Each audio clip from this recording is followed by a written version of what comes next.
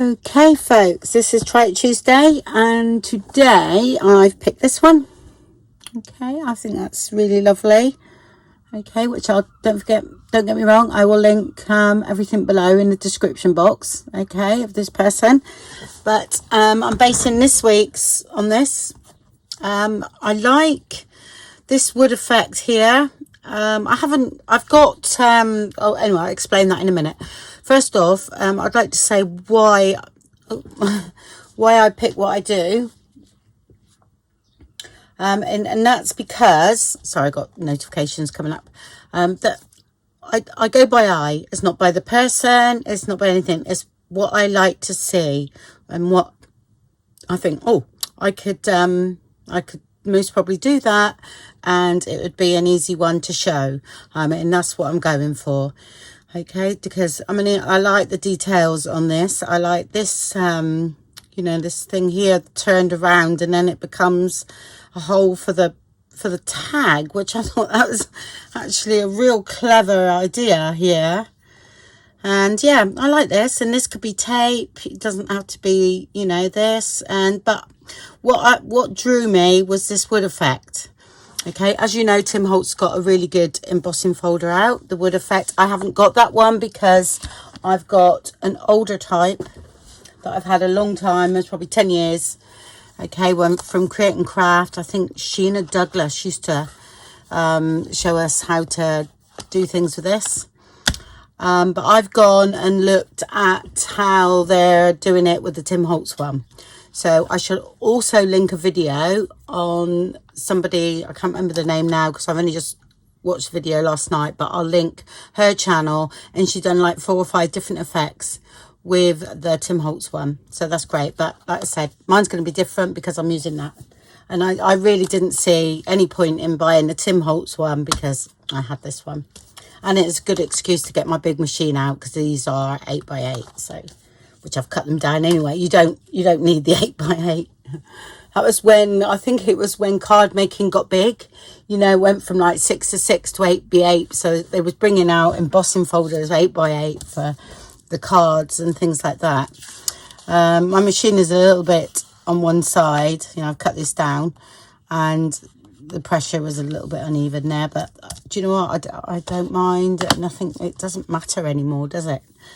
I'm going to paint one because this person said she had some painted brown cardstock or something on her desk, so, and she created the wood effect with it.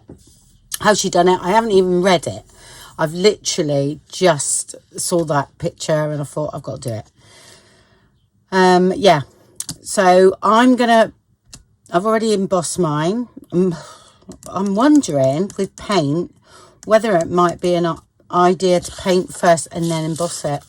Do you know what, I'm going to do that because then you'll get that cracked feeling. Oh, if you've got the Tim Holtz, you know, that cardstock that's got like a white core, or it's got something, and you can sand it back, that's usually pretty good for this sort of technique, but I haven't got any of that either. So I'm making do. Right, I'm just going to get a plain piece of card a minute.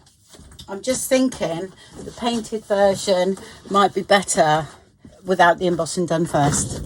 Okay, just thinking about it, which is fine. So I'm going to just paint some cardstock. I'm going to gesso it first, and then I'm going to paint it, and then we'll run it through the embossing thing. So this to me is what I like doing. And then the other one, I'm going to play with inks, yeah, like the distress inks and everything. So I'm going to gesso these two.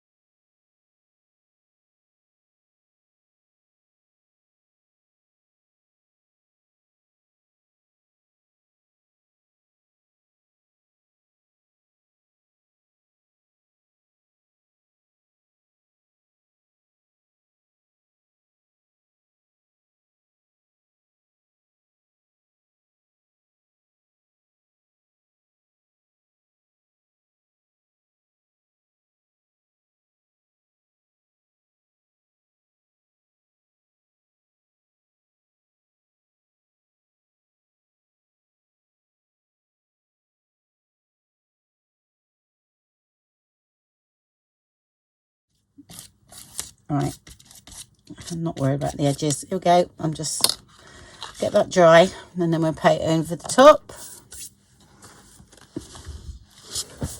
Okay, I think actually that person looking at it, she hasn't even used an embossing folder. She's done it with paint, but I'm going to use the embossing folder because I have it. Right, I've got one of my new brushes out. Oh, I was very limited on my colours and browns actually. I've got burnt umber, which is it's quite dark, but I wanted to warm it up with a bit of red ochre. I've also got raw umber in like this one. These are really expensive, but I've got that one in the heavy body paint, but I would have to normally use a bit of water with that. But this is total experimentation, so yeah. Let's have a bit of red first. I'm gonna do both together. I need a bit of water just to start moving the paint really. Oh, and I put this down because I actually like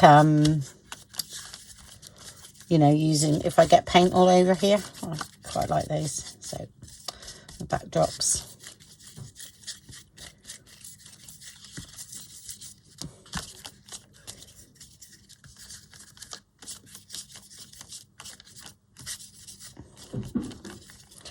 That's the sort of thing I do. Paint. This is, oh dear, this is really cheap, this one. Like, I think it's about £1, this one from, this might be the one that's gone all thick. Yeah.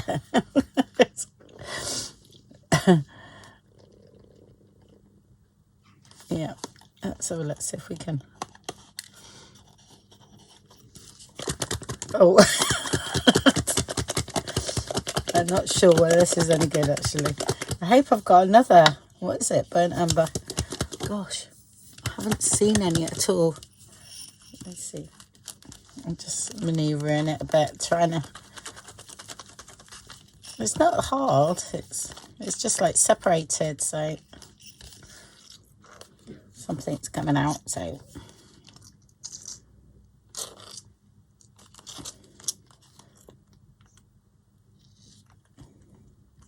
this is not nice at all.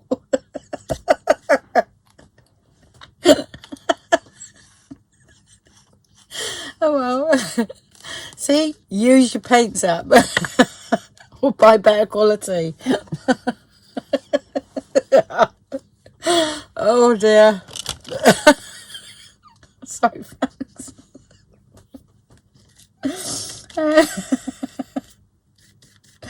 Oh dear me. Yeah, I need some brown.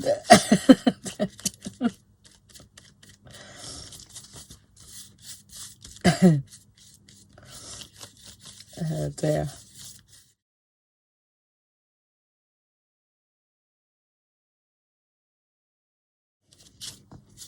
Okay, I'm going to leave that a minute and do that again in a minute.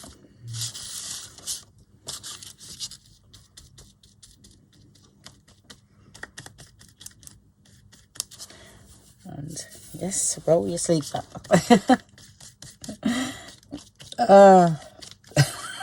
I'm still laughing. It didn't look very good.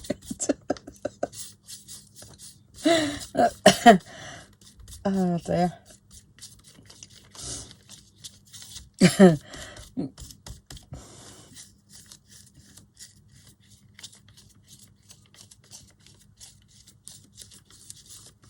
That brown is almost gone.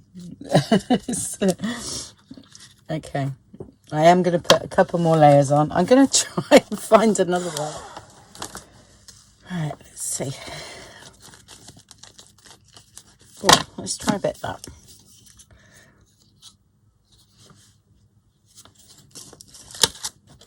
It's just a bit of acetone. Oh, I'll use that. It's transparent, but that was funny. See, I don't mind the, you know, the red already on it. That's fine. I tell you what else will work. Just thinking about it, is that like glue technique.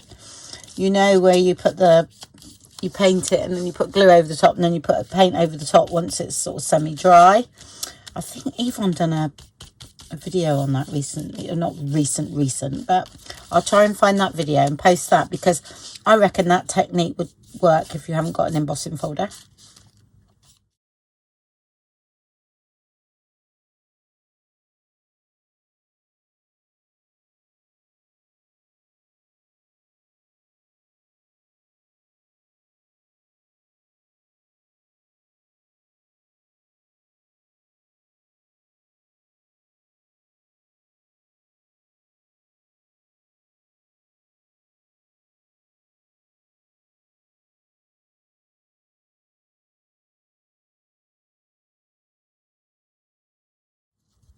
These are a good one. That's quite a good make. And also there's another make I get from Hobbycraft. I like that, and they usually have good sales on those. They do them for half price a lot of the time. Yeah, I just need to fill in a little bit more with that one.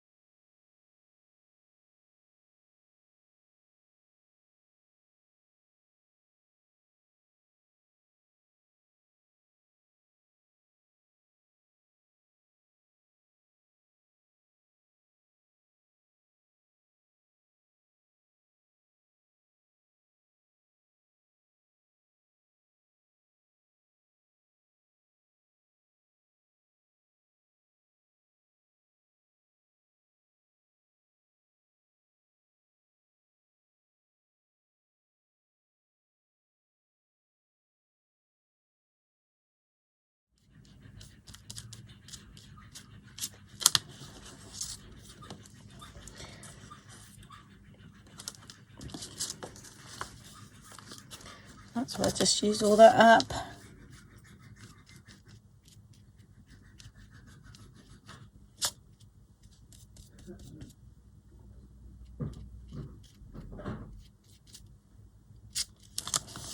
Okay, that's good. Let's get them dry.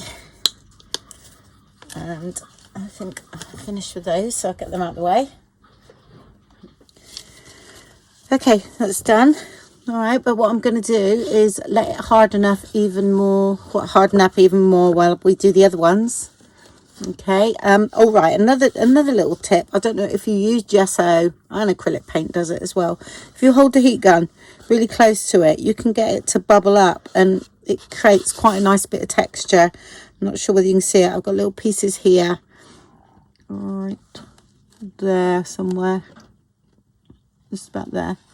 Okay, where I held it close and it bubbles up, and the same on here somewhere, just right around here. I don't know if you can see it. Okay, and it creates a lovely bit of texture. I've done it on acrylic paintings before with white acrylic and bubbled it all up, and I loved it. Right, so I'll let them harden up even more while we get on with the other ones. Okay, so I thought while the gesso was drying on those, we would experiment without putting anything on the bottom. Okay, we'll just do a direct technique to the paper, because then it will go into the paper, if you know what I mean.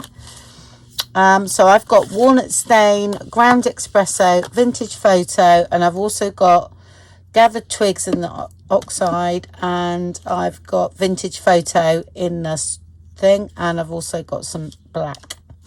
Okay, right, let's have a look. I'm just gonna go straight in, I think, with walnut stain.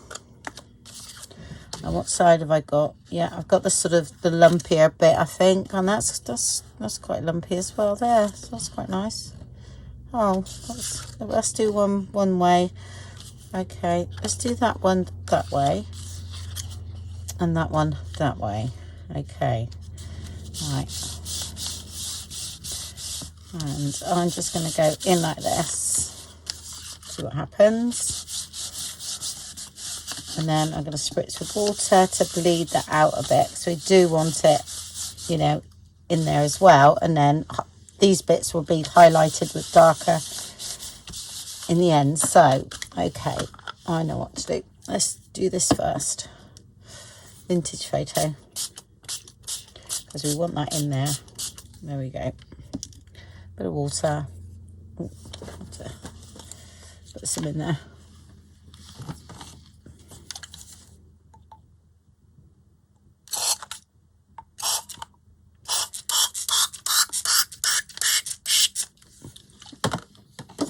This is more of a mister. That one is quite powerful, that spray. So okay.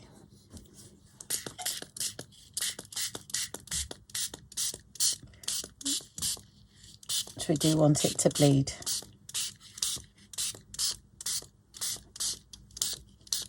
Okay. Colour that card a bit.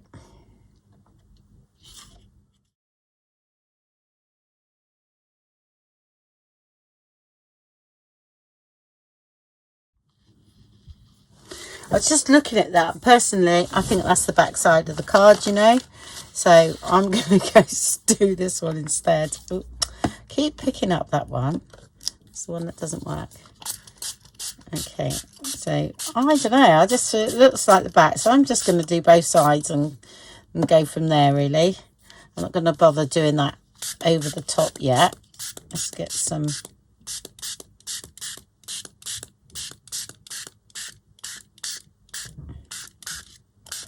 down. There we go. I like that. There we go.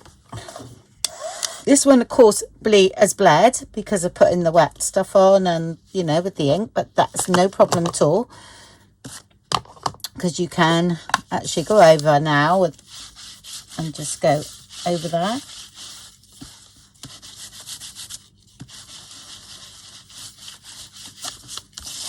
A little bit more.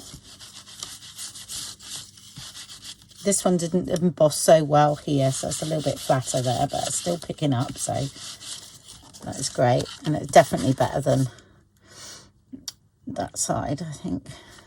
Yeah.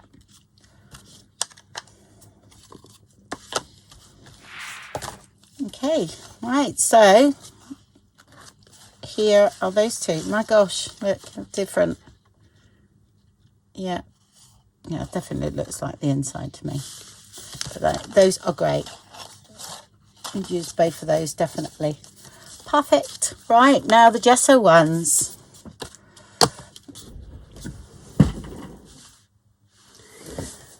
Okay, here's the gesso ones. Right, what am I going to do first? Yeah, I'm just going to do the same. I'm going to go straight in with vintage photo, I think.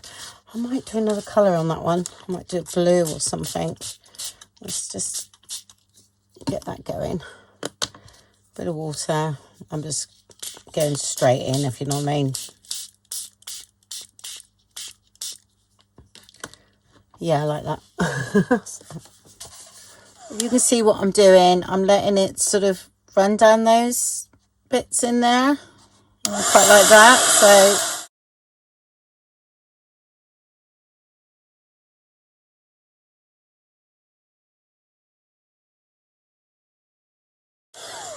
drying completely. I'm just going to do a bit more of that. Like that. A little bit of water. So it helps that run. And then carry on doing the same.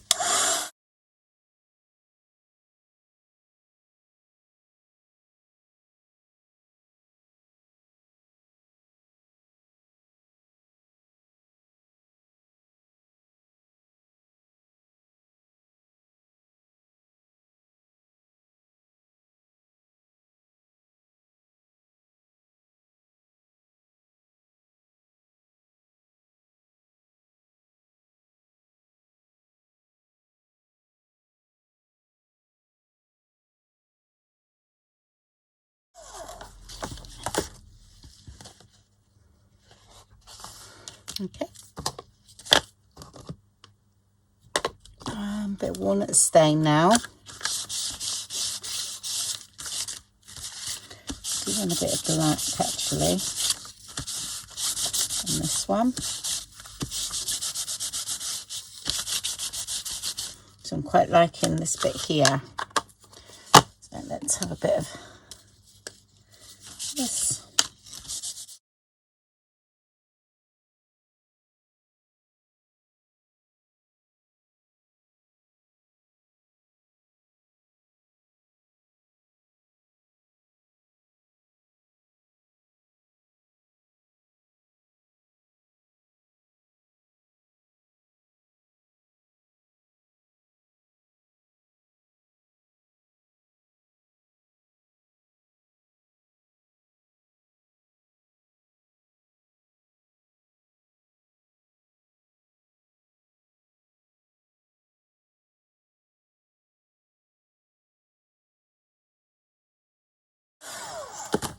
Okay, let's do a bit of gathered twigs now.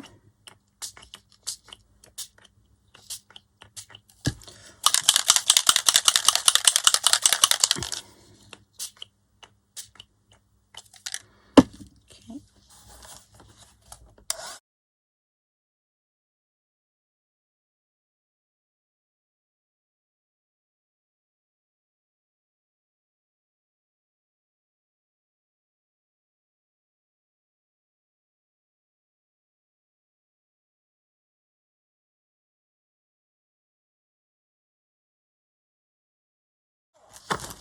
Okay, and fire brick.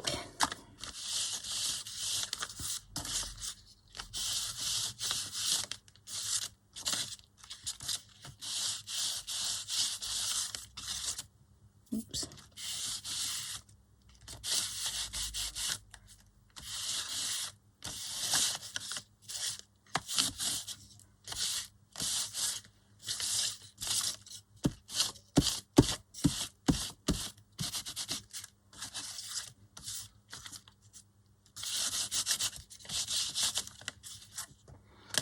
Lovely, really like that.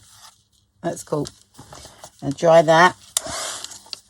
Okay, and a little bit of walnut stain. No, actually, ground espresso is about the darkest. I find that, but walnut stain might be, but mine's a little bit on the dry side. So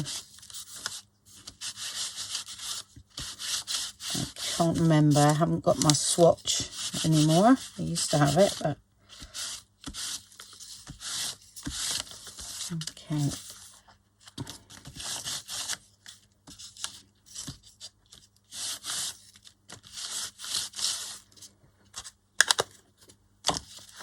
There we go. Hopefully you can see that. It's looking really lovely. And loads of different colours going on. Okay, is that... could do with a dry it a bit more, but I'll get on with the other one because I'm going to do a sort of bluey one. Right, okay, but that's looking absolutely brilliant. Okay. Love that. I'm just going to let that dry.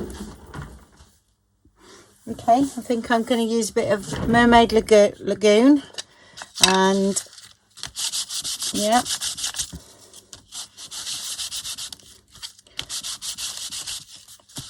and vintage photo and everything, but I just want a bit of that in there. Okay, see what happens. That's nice, and got to get that in the grooves everywhere really. Okay. What do?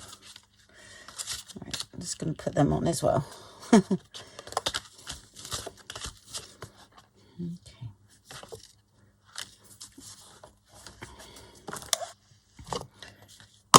Okay, vintage photo first.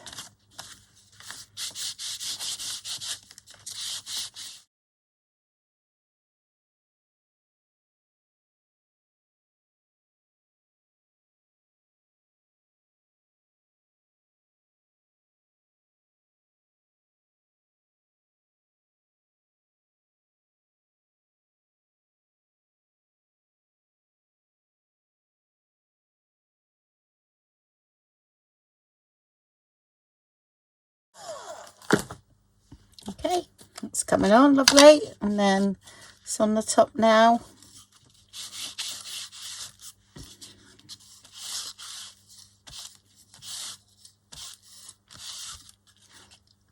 And I will keep building up like that. Oh gosh. Okay, well, I'm leaving it at that. Okay, isn't that great when it's mixed with vintage photo, the colour difference? How cool is that? It's like the, what's it, patina one, but darker. It's great. Right, I suppose there's a green, like it. But I really like that. So I'm keeping that just as it is. I'll dry it and then I'll seal it in a minute. Oh, got a hole. This is looking quite good. I might put some gesso on that now. These ones are just, might as well go over them.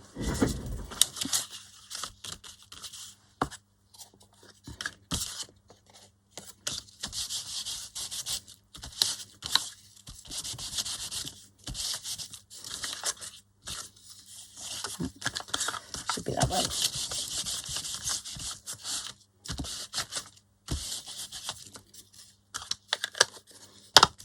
I'm going to keep catching that, aren't I?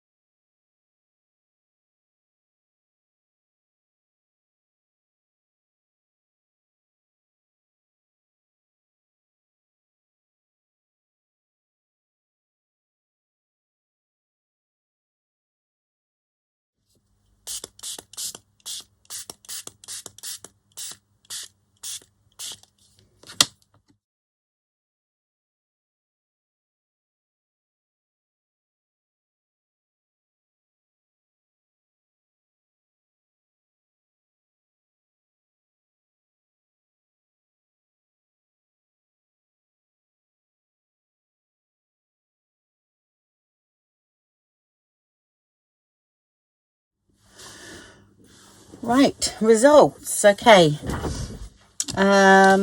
Those two were the gesso ones, weren't they? Yep. Okay, I love this one. This one is all right. I ended up putting a little bit of distress crowns in.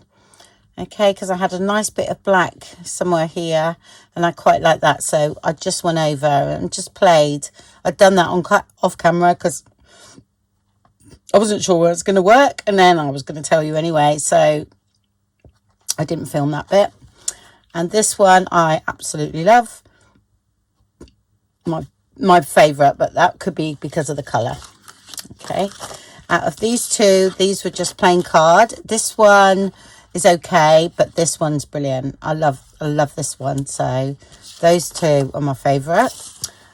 The two that I painted, I was not that impressed with.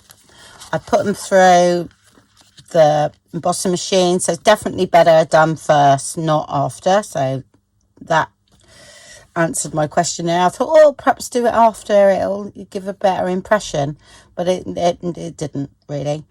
It's very patchy. I hardly got any embossing here, but that most probably my machine, it does play up one side, it always has done. That's why I ended up getting a big shot. That was the Spellbinders, and like an A4 machine, and I've got a real soft spot on one of the, you know, that were pressure wise. I always had trouble, so I always had to use just one side. But of course, when you want to do something bigger, you know, you get this. But you know, so don't know what I'll do with those, but you never know. I'll alter them again. Yeah, so something nothing. It's okay. It's okay, but not my favourite at all. That was it then, really. Yeah. So, but like I said, those two are my favourite. That was one with gesso. That was no gesso, but that worked brilliantly. So, love it. Imagine that's what the colour it started out as. And because you put the vintage photo over the top, you see, it goes, it's like green. And I love it. That's really nice. Okay, so I'll most probably use that one for what I'm going to do. Yeah, I think I will. Okay, I'll see you in the next part, because I think this is quite a long part. I think it's gonna I'll try and you know, fast forward loads of it, but yeah, it takes time doing this, but this is what I enjoy doing anyway, so I really enjoy doing it, and I like to make different things. Right, okay, I'll see you in part 2. Bye.